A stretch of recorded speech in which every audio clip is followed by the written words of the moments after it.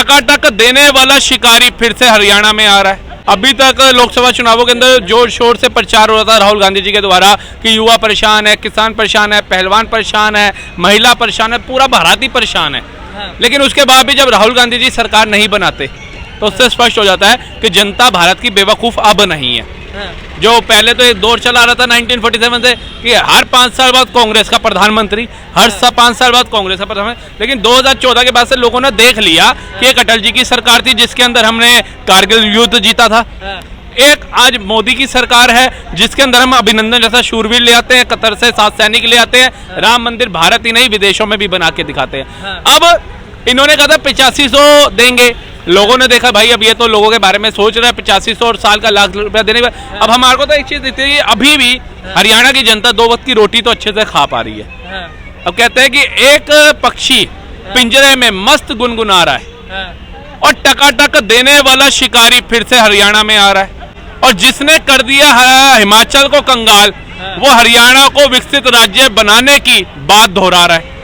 अरे एक बात बताइए, जो इंसान हिमाचल को कंगाल कर दिया, एक सरकार थी उसकी राज्य में, तेलंगाना का हाल देख लीजिए, कर्नाटका का हाल देखिए, जिसने 3 राज्यों का हाल बुरा कर दिया, वो सोचिए अगर हरियाणा में सरकार बनाएगा तो हरियाणा का हाल क्या होगा, कश्मीर का हाल क्या होगा, कि कश्मीर फिर से कर्फ्यू में जाना पसंद करेगा? क्या कश्मीर के अंदर भारत के तमाम लोग तिरंगा जलता हुआ देखना पसंद करेंगे, सेना को पत्थर खाता हुआ पसंद करेंगे? नहीं करेंगे।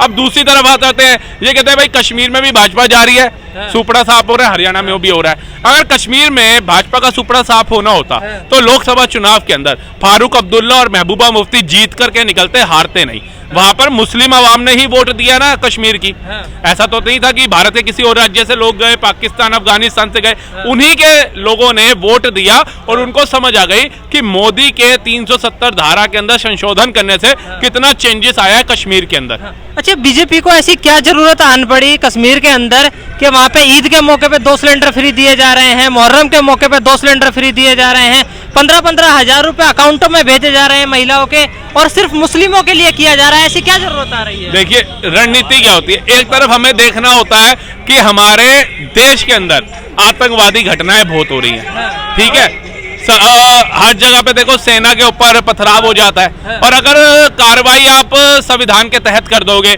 लाठीचार्ज करवा दोगे सेना से, गोलियां से इनको भून डालोगे, तो कहा जाता है लोकतंत्र खत्म हो गया, तानाशाह प्रधानमंत्री आ गया, सुनता ही नहीं है, मुसलमानों पे अत्याचार हो रहा है, हिंदू मुस्लिम की राजनीति करने वाला प्रधानमंत्री आ गया। अब यही चीज जब वो उन पिछड़ों को, दबे हुए मुसलमानों को ये सिखाने के लिए कि कश्मीर में कर्फ्यू लग के तुम्हारे बच्चों का भविष्य नहीं बनेगा, कश्मीर में स्कूलों को, कॉलेजों को बम से उड़ा करके तुम्हारे बच्चों का भविष्य नहीं बनेगा, कश्मीर में तुम अन्य राज्यों से आए हुए पर्यटकों को रोक करके तुम्हारे बच्चों का भविष्य नहीं बनेगा, पाकिस्तान के साथ मिलकर तो तुम बिल्कुल ही डूब जाओगे, क्योंकि वो खुद आटे को मोहताज है, तुम्हें क्या देगा। तो उसके बाद क्या होता है कि भारत का प्रधानमंत्री कहता है चलो पहल ही करनी है ना, इससे पहले केजरीवाल वहां पहुंच जाए कि भैया मैं तो यहाँ ट्रेन भी फ्री कर रहा हूँ, हवाई जहाज भी फ्री कर रहा हूँ, काजू बादाम सब फ्री कर रहा हूँ, लालच दे, और वो फिर लालच में ही डूब करके अपने आने वाले बच्चों का भविष्य खराब करे है। तो उन्होंने एक ये जो है योजना चला दी उनके लिए कि एटलीस्ट वहां पे शांति तो चाहिए ना, कश्मीर कोई पीसफुल राज्य तो है नहीं, हम कहे कश्मीर जो है वो बड़ा पीसफुल राज्य है, वहां पे ना पूरे भारत को एक तरफ करो, कश्मीर को एक तरफ करे, तो कश्मीर में शांति अमन ही रहा है। लोग तो भारत में दिल्ली छोड़ के, बेंगलोर छोड़ के, कर्नाटका छोड़ के ना कश्मीर में बसना चाह रहे हैं, नहीं, समय लगेगा। ये जो जख्म है ये 70 साल का दिया हुआ जख्म है कश्मीर। देखिए कश्मीर में जो भी सरकार बनती है वो बिना किसी सपोर्ट के नहीं बनती है, उसे दूसरी पार्टियों का सहारा लेना ही पड़ता है, चाहे वो कांग्रेस हो, अगर आ रही है उसमें बहुमत में तो उसको भी महबूबा मुफ्ती का या फारूक अब्दुल्ला जी का सपोर्ट लेना पड़ता है, या बीजेपी आ रही है तो बीजेपी को भी सपोर्ट की जरूरत होती है। तो ये जो है उनको जो सिलेंडर दिए जा रहे हैं वो शायद इसी चीज़ को देखते हुए दिए जा रहे हैं, और वहाँ की जनता वो इस टाइम में जान चुकी है कि हमें क्या प्रलोभन दिया जा रहा है और क्या हमारा राष्ट्र में हित में बात रहेगी। तो वहाँ जो भी अपनी अपनी पार्टियों का वोट देते हैं वहाँ फिर गठबंधन की सरकार बनती है, ये तो सभी जानते हैं। तो क्या लगता है बीजेपी सरकार बना पाएगी?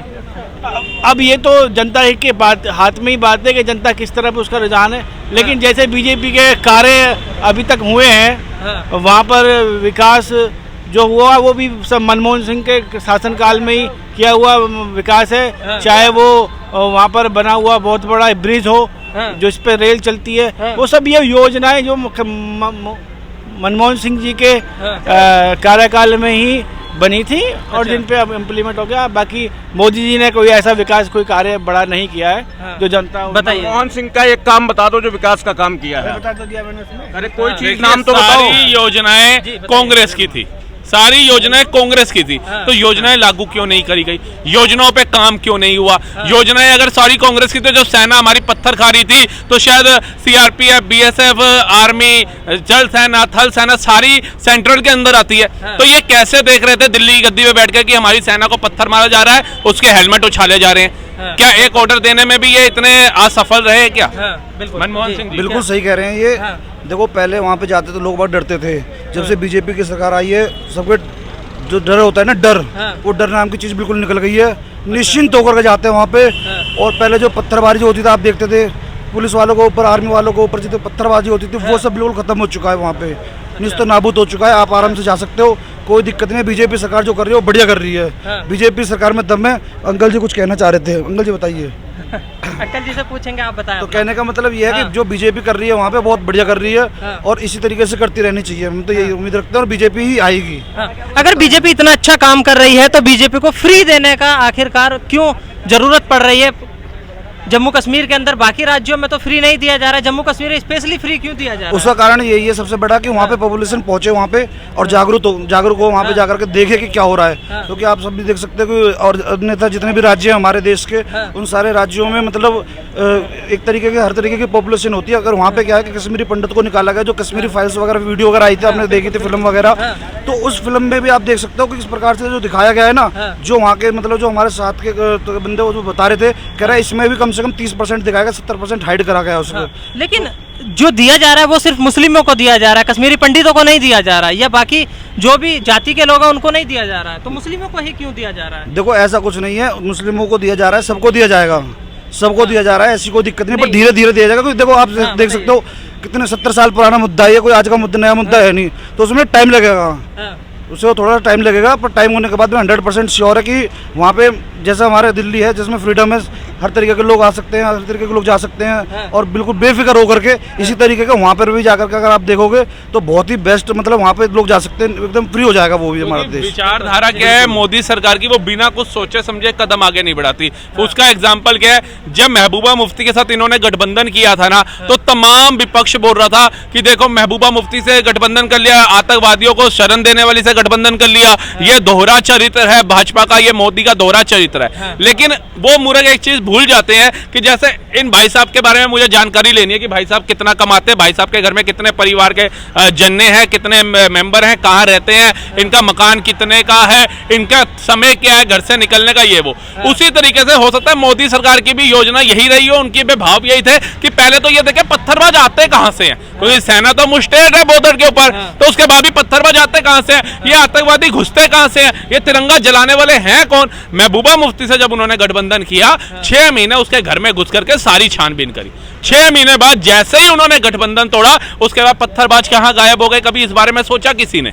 उसके बाद तिरंगा जलाने वाले कहाँ गायब हो गए, इस बारे में सोचा किसी ने? हर एक राज्य में बम फटते थे, वो बम फटने कैसे बंद हो गए, क्या किसी ने सोचा इस बारे में? तो जब भी कोई चीज भाजपा करती है तो उसके पीछे कोई ना कोई उद्देश्य होता है। आज कश्मीरी पंडित जो हैं, अभी जो कुछ गए भी, उनको भी टारगेट किलिंग करके मारा जा रहा था कि आप हिंदू हो, टीचर हो, मार दिया गया था वहां पे, आपको याद होगा। तो अब यही है कि ये जो लोग हैं, जैसे अभी वैष्णो देवी के अंदर बस के ऊपर हमला हुआ, बाद में पता चलता है उस आतंकवादी को पनाह देने वाला एक कश्मीरी मुस्लिम था जो कश्मीर के अंदर रहता था।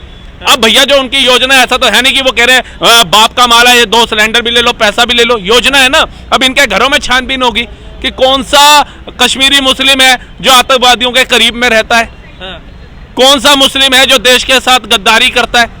निकलेंगे ना, आधार कार्ड तो देंगे, सिलेंडर चाहिए दो, पैसा चाहिए, बैंक अकाउंट नंबर तो देंगे ना। देखिए वो मोदी सरकार है, हमारी सोच जहां खत्म हो जाती है उनकी शुरू होती है। बिल्कुल।